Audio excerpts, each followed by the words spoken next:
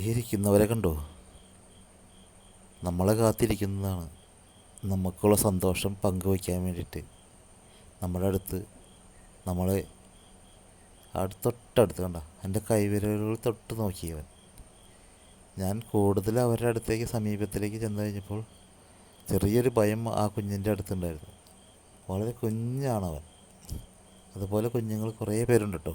അവരുടെ അച്ഛനുമുണ്ട്, അമ്മയുണ്ട്, ഫാമിലി മൊത്തമുണ്ട്. നമുക്ക് വളരെ കൗതുകവും അതേപോലെ സന്തോഷവും തോന്നി. കാരണം എനിക്ക് അവരെ തൊടാൻ പറ്റി, അവരെന്നെയും തൊട്ടു, എൻ്റെ കയ്യിൽ പിടിച്ച് നോക്കുകയും ചെയ്തു.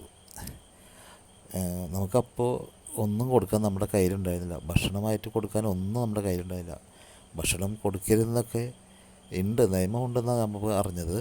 പക്ഷേ അവരുടെ ശരീരത്തിന് അപകടം വരുന്ന രീതിയിലുള്ള ഒരു ഭക്ഷണവും പാനീയങ്ങളും അവർക്ക് കൊടുക്കാതിരിക്കുക. കാരണം അവർ കൂടുതൽ കാലം ജീവിക്കട്ടെ. നമ്മളുണ്ടാക്കുന്ന വിഷങ്ങളും നമ്മൾ തന്നെ നമുക്ക് വേണ്ടി തന്നെ മനുഷ്യന് വേണ്ടി ഉണ്ടാക്കുന്ന വിഷങ്ങൾ ഈ വന്യജീവികൾക്ക് കൊടുത്ത് അവരെ ഉപദ്രവിക്കാതിരിക്കുക. നമുക്ക് നല്ല നല്ല കാഴ്ചകൾ കിട്ടാനും നല്ല സൗഹൃദങ്ങൾ കിട്ടാനും ഇവരെ ഉപയോഗിക്കാം.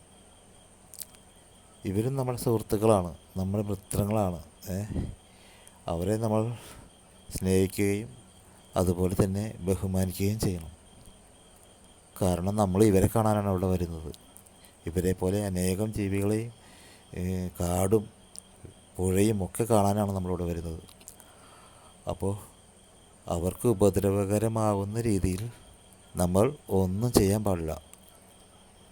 ഇത് നമ്മുടെ ആവാസ വ്യവസ്ഥയെ നിലനിർത്തുന്നതിന് ഉപകരിക്കുന്ന കാര്യങ്ങളാണ്.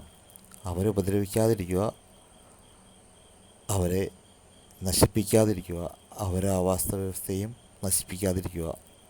പ്രകൃതിയെ നമ്മൾ തൊട്ടറിഞ്ഞ് അവർക്കൊപ്പം കൂടെ നിൽക്കണം.